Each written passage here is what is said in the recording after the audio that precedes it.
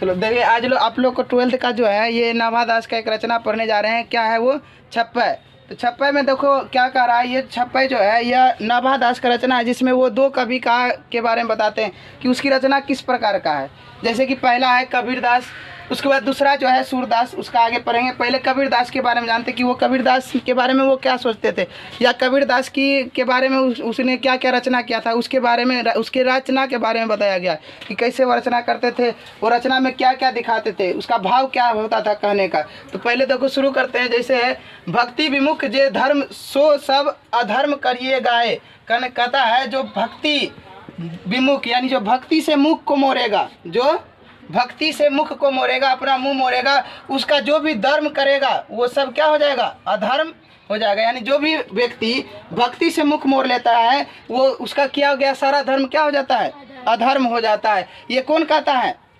कबीरदास कहता है। लेकिन इसको कौन बता रहा है? नाभा दास बता रहा है कि वो ऐसा रचना करते हैं जिसमें कि वो भक्ति के ऊपर इतना ज़्यादा फोकस करते हैं, भक्ति के ऊपर इतना ज़्यादा बताते हैं।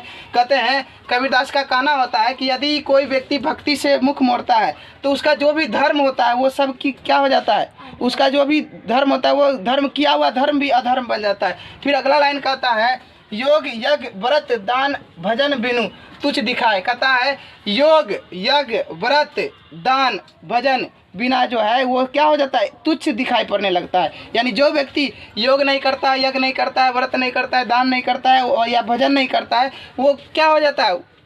ये सब के बिना तुच्छ हो जाता है, तुच्छ दिखाई देने लगता है। तुच्छ का मतलब छोटा दिखाई देने लगता है। छोटा कहने का कद छोटा नहीं, उसका जो वैल्यू होता है वो छोटा हो जाता है यदि वो इन सब चीज़ों को नहीं करता है। ये कौन कर रहा है? कबीरदास कर रहा है। और इसको उल्लेखित कौन करता है? तो नाभा दास करता है। फिर अगला लाइन में कहता है हिंदू तुरक प्रमाण रमैनी शब्दी साखी।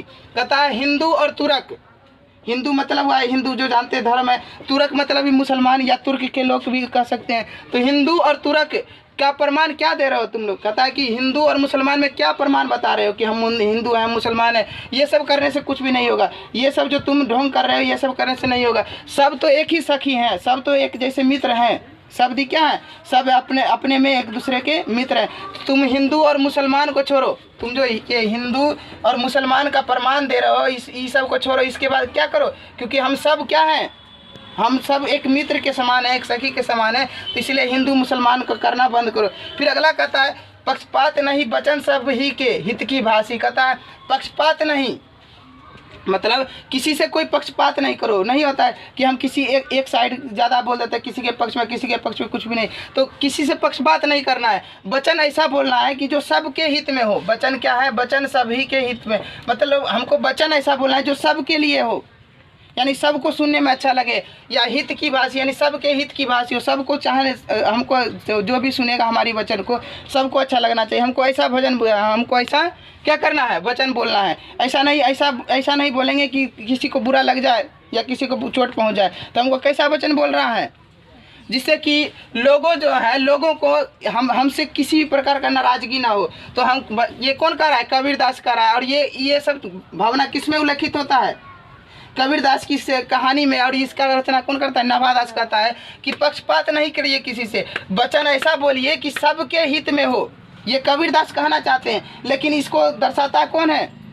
नाभा दास। नाभा दास कहता है कि वो जब भी किसी चीज़ का रचना करते हैं तो उसमें ये सब चीज़ को ज़्यादा वैल्यू देते हैं, यानी ये सब चीज़ का फोकस करते हैं। कहता है पक्षपात नहीं करना है, वचन सबके हित में बोलना है, ऐसा वचन बोलना है कि सबको अच्छा लगे। फिर अगला कहता है आरूढ़ दशा है जगत पे मुख देखी नहीं भानी। मतलब उस संसार में जो है उसकी दशा आरूढ़ है, यानी उसका दशा जो है कमज़ोर है, जिसका जो मुख देख कर नहीं बोलते हैं, मतलब मुख देखे बिना नहीं बोलते हैं। नहीं होता है कुछ लोग जो मुंह के सामने अपने किसी के चेहरे के सामने अच्छा कहेगा, बार बार जाके कुछ खराब करने लगता है।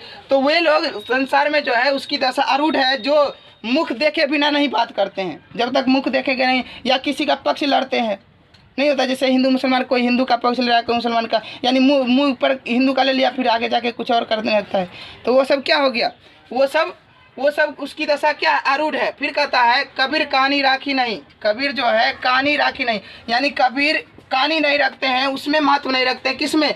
वर्ण आश्रम और सट दर्शन में। वर्ण का आश्रम, जैसे कि हमारे जो भारत में है, जो 4 वर्ण होते हैं, 4 आश्रम होते हैं। वर्ण आश्रम क्या हुआ? वर्ण और आश्रम। तो वर्ण और आश्रम कितने हैं? वर्ण और आश्रम तो भारत में जो है 4 वर्ण पाए जाते हैं और 4 आश्रम। तो 4 वर्ण और 4 आश्रम और उसके बाद क्या पाया जाता है? 6 दर्शन। तो कहता है कबीर जो है ना वर्णाश्रम को जानते हैं ना ही किसको जानते हैं, 6 दर्शन को जानते हैं।